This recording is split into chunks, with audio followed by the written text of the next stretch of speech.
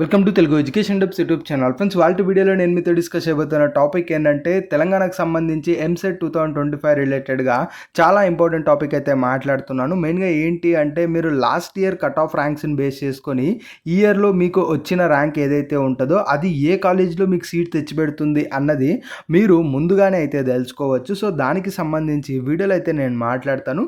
So last year cut off ranks అనేది నేను మీకు చూపిస్తూ అవి ఎలా అర్థం చేసుకోవాలి, దాన్ని బట్టి ఈ ఇయర్ మనకి ఏ కాలేజీలో సీట్ వస్తుంది, ఏ కాలేజీలో సీట్ రాదని చెప్పి ఎలా అర్థం చేసుకోవాలన్నది నేను వీడియోలో అయితే క్లియర్గా చెప్తాను.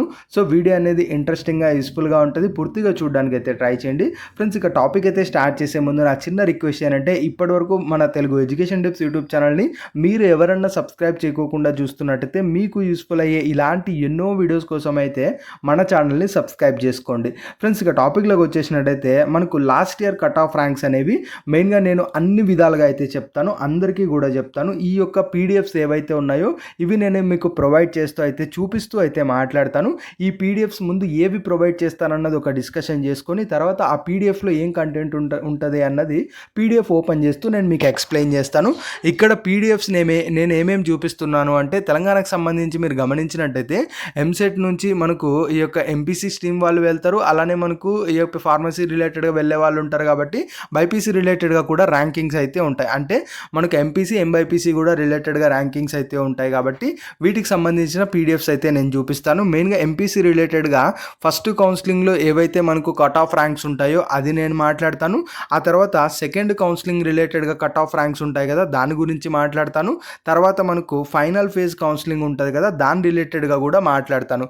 ఇది మనకు ఎంపీసీ రిలేటెడ్గా మాట్లాడతాను. నెక్స్ట్ ఎంబైపీసీ రిలేటెడ్గా కూడా ఫస్ట్ కౌన్సిలింగ్ అలానే సెకండ్ కౌన్సిలింగ్ సంబంధించి నేనైతే మాట్లాడతాను. సో ఓవరాల్గా నేను మీకు 5 పీడిఎఫ్స్ అయితే ప్రొవైడ్ చేస్తాను. అందులో కంటెంట్ అనేది ఉంటుంది. ఆ కంటెంట్ని ఇప్పుడు చూపిస్తూ మనం అయితే ఎలా చూడాలి అన్నది క్లియర్గా అయితే తెలుసుకుందాం. అగైన్ గుర్తుపెట్టుకోండి, ఈ పీడిఎఫ్స్లో ఉన్న డేటాను మీరు క్లియర్గా అర్థం చేసుకున్నట్టయితే మీకు ఈ ఇయర్ ఏ కాలేజీలో సీట్ వస్తుంది, మీకు వచ్చిన ర్యాంకుకి అన్నది మీకు ఒక ఐడియా అనేది వచ్చేస్తుంది. ఫ్రెండ్స్, ఈ పీడిఎఫ్స్ అనేది మీరు యాక్సెస్ చేయాలి అనుకున్నట్టయితే ఖచ్చితంగా మన టెలిగ్రామ్ ఛానల్లో మీరు జాయిన్ అవ్వాల్సి ఉంటుంది. ఇక్కడ నేను ఈ యొక్క 3 పీడిఎఫ్స్ అన్నది ఆల్రెడీ షేర్ అయితే చేసేసాను. టెలిగ్రామ్కి సంబంధించి మీరు ఎవరైనా జాయిన్ అవ్వకపోయినట్టయితే డిస్క్రిప్షన్లో టెలిగ్రామ్ అండ్ వాట్సాప్ ఛానల్స్ రిలేటెడ్గా లింక్స్ అయితే ఉంటాయి, ఒకసారి అయితే జాయిన్ అవ్వండి. టెలిగ్రామ్లో జాయిన్ అయినట్టయితే మనకు ఇక్కడ పీడిఎఫ్స్ అనేది మీరైతే గమనించవచ్చు. ఇవాళే నేను పోస్ట్ అయితే చేశాను.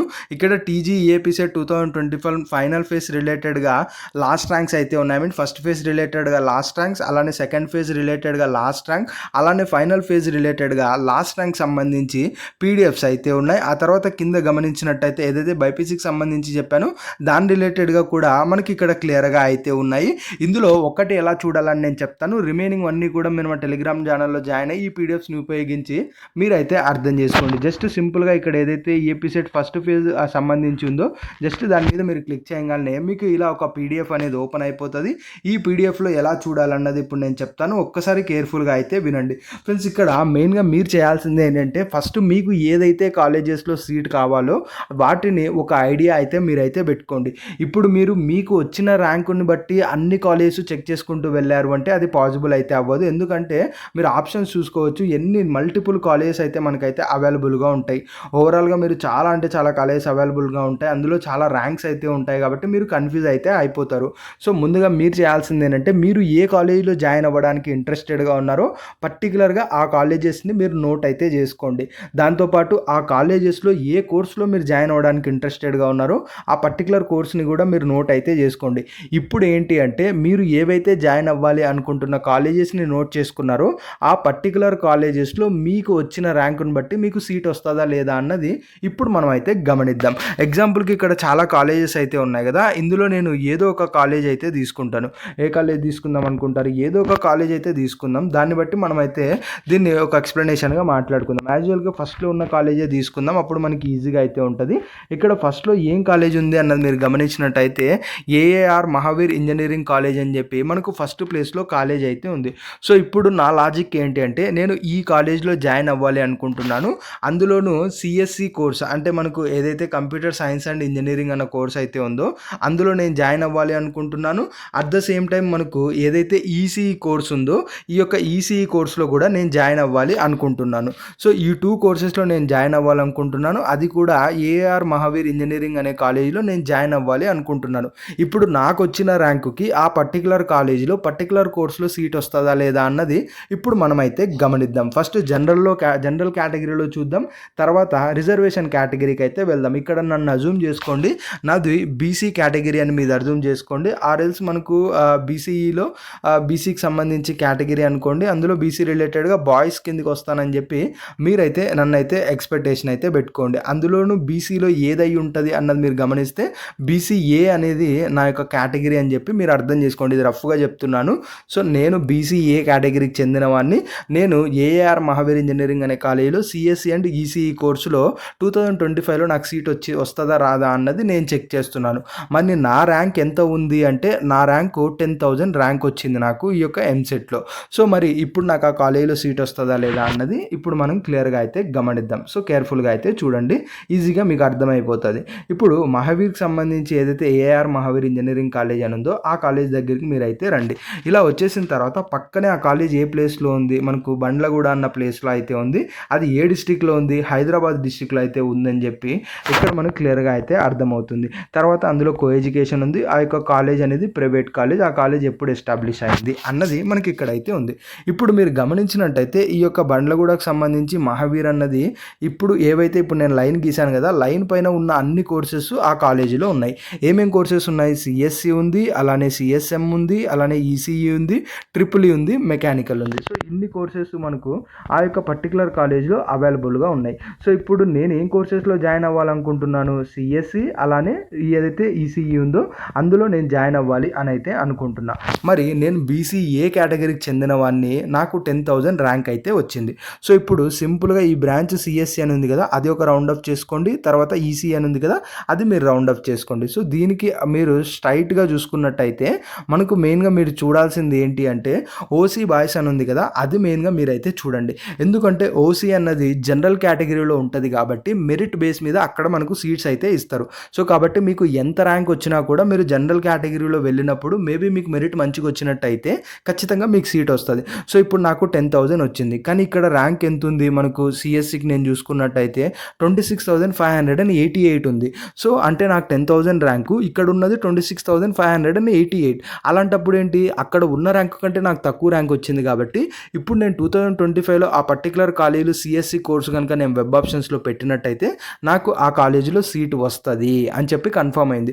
ఒకవేళ నా ర్యాంకు 50,000 ఉంది అనుకోండి, అప్పుడు ఓసీకి సంబంధించి బాయ్స్ దాంట్లో నేను చూసుకున్నట్టయితే అక్కడ 26,588 మాత్రమే ఉంది, కానీ నా ర్యాంక్ 50,000. అప్పుడు నాకు ఆ కాలేజీలో సీట్ వస్తుందా అంటే మేబీ మనకు సీట్ రాదు అని చెప్పి మనం అర్థం చేసుకోవాలి. లేదు అనుకున్నట్టయితే 50-50 ఛాన్సెస్ ఉన్నాయని చెప్పి కూడా మనకు అర్థం అనేది అవుతుంది. సో ఇప్పుడు ఈసీ కంపేర్ చేసుకున్న ఇక్కడ 54,242 అయితే ఉంది. ఈసీకి చూసుకున్నట్టయితే ఇప్పుడు నాకు 50,000 ర్యాంక్ వచ్చింది అనుకుంటే సిఎస్సిలో మేబీ సీట్ రాకపోవచ్చు, కానీ ఈసీకి సంబంధించి చూసుకున్నట్టయితే సీట్ వస్తుంది. ఎందుకంటే లాస్ట్ ర్యాంక్ మనకు ఎంతవరకు ఉన్న వాళ్ళకి అక్కడ సీట్ అలాట్ అయింది అంటే 54,242 ర్యాంక్ ఉన్న వాళ్ళకు కూడా ఆ పర్టికులర్ కాలేజీలో ఈసీఈ రిలేటెడ్గా సీట్ వచ్చింది. కానీ నా ర్యాంక్ ఎంత ఇయర్ వచ్చింది, 50,000 మాత్రమే. సో అక్కడ ఉన్న ర్యాంకు కంటే నా ర్యాంకు తక్కువగా ఉంది కాబట్టి ఖచ్చితంగా నాకు ఆ కాలేజీలో ఇయర్లో సీట్ వస్తుంది అని చెప్పి ఈజీగా మనము అర్థమైతే చేసుకోవచ్చు. ఇది జనరల్ కేటగిరీలో చెప్తున్నా. ఇప్పుడు అగైన్ రిజర్వేషన్ రిలేటెడ్గా మాట్లాడదాం. రిజర్వేషన్ ఏంటి, నాది బీసీఏ అని చెప్పి నేను కేటగిరీ స్టార్టింగ్లో అలా డిఫైన్ చేసుకున్నాను అయితే చెప్పాను కదా. సో ఇప్పుడు నేను బీసీఏకి చెందిన వాడిని. సో ఇప్పుడు సింపుల్గా మీరు బీసీఏకి అయితే రండి. బీసీఏలో మనం గమనించినట్టయితే నాకు 50,000 ర్యాంక్ వచ్చింది. ఇక్కడ మనకు జనరల్ కేటగిరీలో చూస్తే నాకు సీట్ అయితే రాదు, కానీ బీసీఏ బాయ్స్ రిలేటెడ్గా చూసుకున్నట్టయితే మనకు ర్యాంక్ ఎంత ఉంది, 52,666 ర్యాంక్ అయితే ఉంది.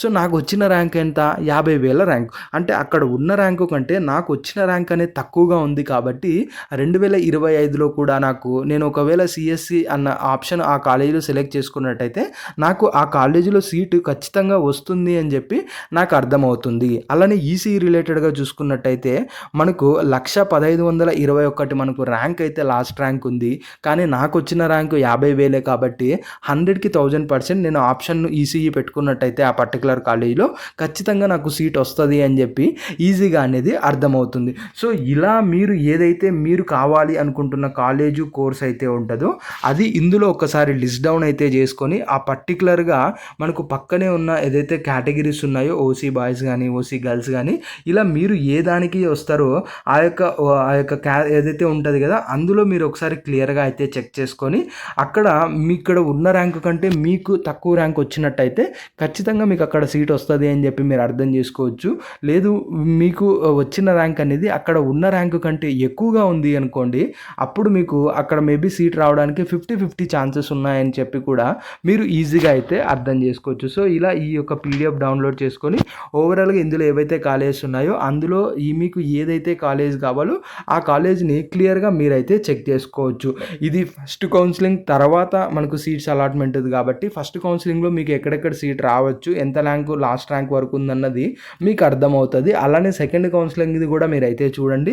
ఇది మీకు సెకండ్ కౌన్సిలింగ్ అయిపోయినప్పుడు ఇన్ కేస్ సెకండ్ కౌన్సిలింగ్లో నేను పార్టిసిపేట్ చేసినట్టయితే ఎంత ర్యాంక్ వాళ్ళకి అక్కడ సీట్ రావచ్చు అనేది కూడా మనకి అర్థమవుతుంది. ఇప్పుడు ఫస్ట్ కౌన్సిలింగ్కి సెకండ్ కౌన్సిలింగ్కి ర్యాంక్స్ కనుక మీరు చూసుకున్నట్టయితే ఇప్పుడు ఫస్ట్ కౌన్సిలింగ్కి ఇక్కడ మనకు ఓసీ బాయ్స్ రిలేటెడ్గా సిఎస్సి చూస్తే 26,588 ఉంది కదా, కానీ సెకండ్ కౌన్సిలింగ్లో మీరు చూసుకున్నట్టయితే అది ఇంకా తగ్గిపోయి ఉంటుంది. ఎందుకంటే ఆల్రెడీ సీట్స్ అనేవి ఫిల్ అయిపోయి ఉంటాయి.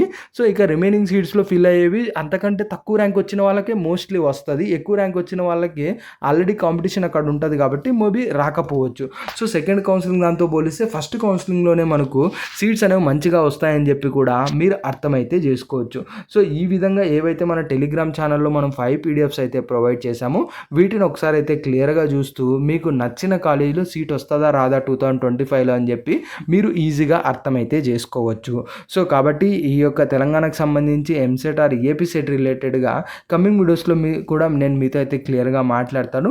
ఓవరాల్గా కౌన్సిలింగ్ ప్రాసెస్ ఏదైతే ఉంటుందో అదంతా కూడా ఎలా ముందుకెళ్ళాలి, ఎలా మనకు కంప్లీట్ చేసుకోవాలి, ఎలా సర్టిఫికేట్ వెరిఫికేషన్ కానీ తర్వాత వెబ్ ఆప్షన్స్ కానీ తర్వాత సీట్స్ అలాట్మెంట్ కానీ వీటి గురించి మనం కమింగ్ వీడియోస్లో అయితే డెఫినెట్గా మనము తెలుగు ఎడ్యుకేషన్ టిప్స్ యూట్యూబ్ ఛానల్లో అయితే మాట్లాడుకుందాం. సో కాబట్టి ఈ పీడిఎఫ్ అయితే డౌన్లోడ్ చేసుకోండి. ఇది మన టెలిగ్రామ్ ఛానల్లో ఉంటుంది.